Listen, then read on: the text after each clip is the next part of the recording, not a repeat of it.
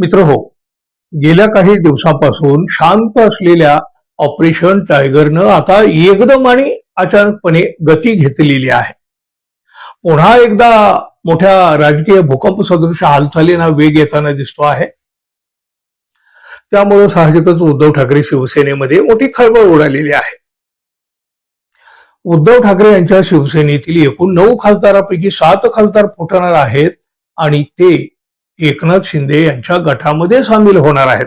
अर्थात ही चर्चा काही नवी नाही, तशी ती चर्चा आधीपासून सुरू आहे. पण मागच्या काही काळात ही हालचाल थंडावलेली होती नव्हे, भाजपच्या सूचनेनुसार काही काळ ती थांबवलेली होती आणि आता ती अचानकपणे उसळून वर आलेली आहे.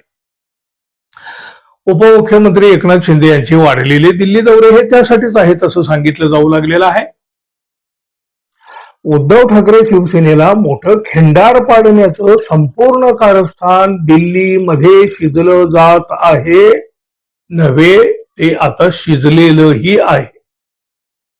सध्या जी माहिती मिळते त्यानुसार 7 जून रोजी दिल्लीमध्ये एक अत्यंत गुप्त बैठक झाली आणि या बैठकीसाठी उद्धव ठाकरे शिवसेनेच्या 9 खासदारांपैकी 7 खासदार उपस्थित होते अशी चर्चा आहे.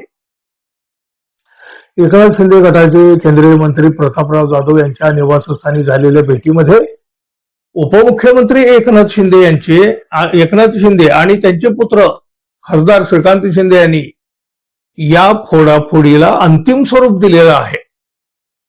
या फुटीच्या बदल्यामध्ये बड्या खासदारांना केंद्रीय मंत्रिमंडळामध्ये स्थान आणि इतर महत्वाच्या जबाबदाऱ्या देण्याचं आमिष सुद्धा दाखवलं गेलेलं आहे. यामध्ये मराठवाड्यातील एका बड्या नेत्याचं नाव आघाडीवर आहे. मुंबईतले 2 खासदार सोडले ना तर उरलेले 7 खासदार कोणत्याही क्षणी नॉट रिचेबल होऊ शकतात आणि आपला मार्ग बदलण्याच्या तयारीत ते आहेत अशी चर्चा सुद्धा आता आहे.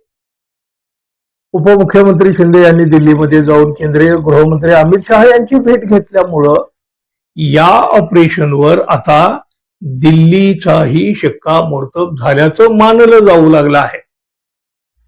साहजिकच या हालचालीमुळं ठाकरे शिवसेनेमध्ये चिंतेचं वातावरण निर्माण झालेलं आहे. 7 खासदार फुटणार असल्याच्या चर्चेनं अवघं राजकारण ढवळून निघालेलं आहे. शिवसेनेचे नेते संजय राऊत म्हणतात कुणी फुटणार नाही, कुणी कुठेही जाणार नाही, या प्रकारच्या या सगळ्या अफवा पसरवल्या जात आहेत जाणीवपूर्वक. पण यामध्ये कोणतंही तथ्य नाही. ज्यांना पक्ष सोडायचा होता ते आधीच गेलेले आहेत.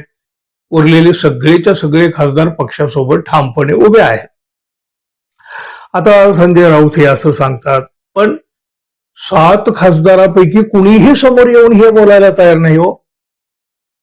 या खासदारांचं हे मौन काय सांगतं?